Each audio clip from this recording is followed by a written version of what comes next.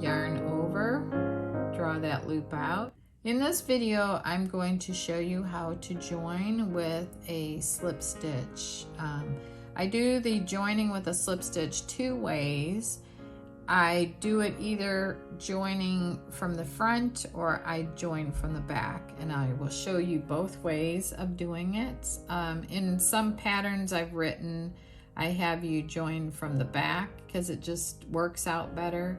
And then some that I think the assumption is that you're going to join from the front unless the pattern tells you to join from the back.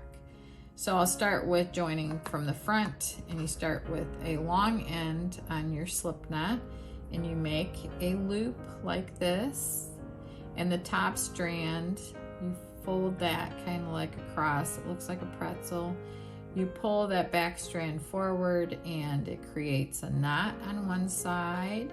So that's like the knot side of your slip knot, and then that's your slip side.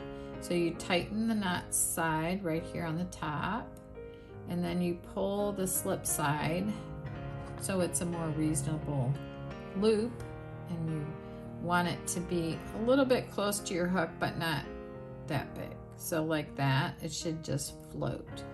So now this is joining with a slip stitch. You can join with a slip stitch to a stitch, or you could join with a slip stitch to a space.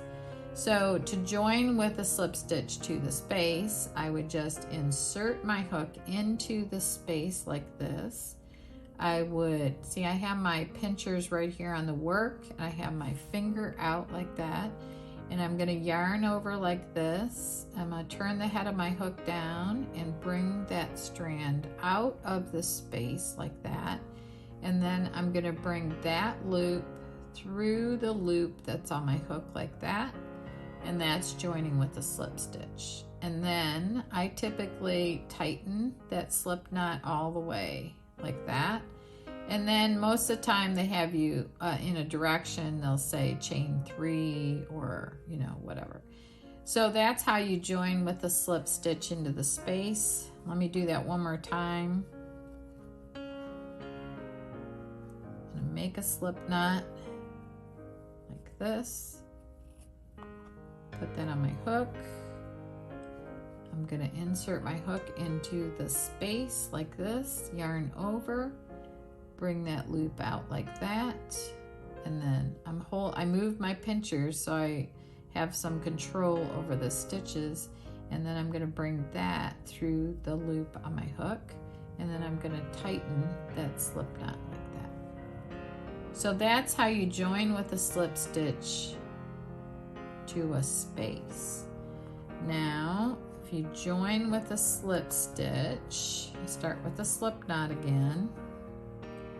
To a stitch, it's basically the same thing as a space, but you go underneath in this case, you're going to go underneath these two loops, and you're going to yarn over, draw that loop out, and draw that loop through the loop on my hook like this, and then pull the starting chain tight, and then proceed with the pattern.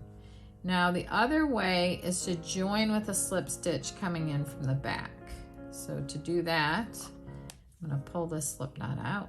I'm going to make another slip knot like this. I'm going to insert my hook first. I'm not going to have a loop on my hook. So I'm going to go in the stitch like this. I'm going to pick up the slip knot like this, and I'm going to bring that through the stitch like this, and then I'm going to chain 1, and that's joining with a slip stitch but from the back. So in some patterns that I've written, the design worked better to join like that. It was in the purse video that I did. It worked out much better to join like that. So that's how you join with a slip stitch in a space or a stitch. I want to thank you very much for watching, and I hope that you subscribe to the channel, like the video, and leave comments, because I am replying to almost every comment, and sign up for notifications so that you get notified when I have new videos come out. But enjoy your crochet. I hope you enjoy it as much as I do. I love it.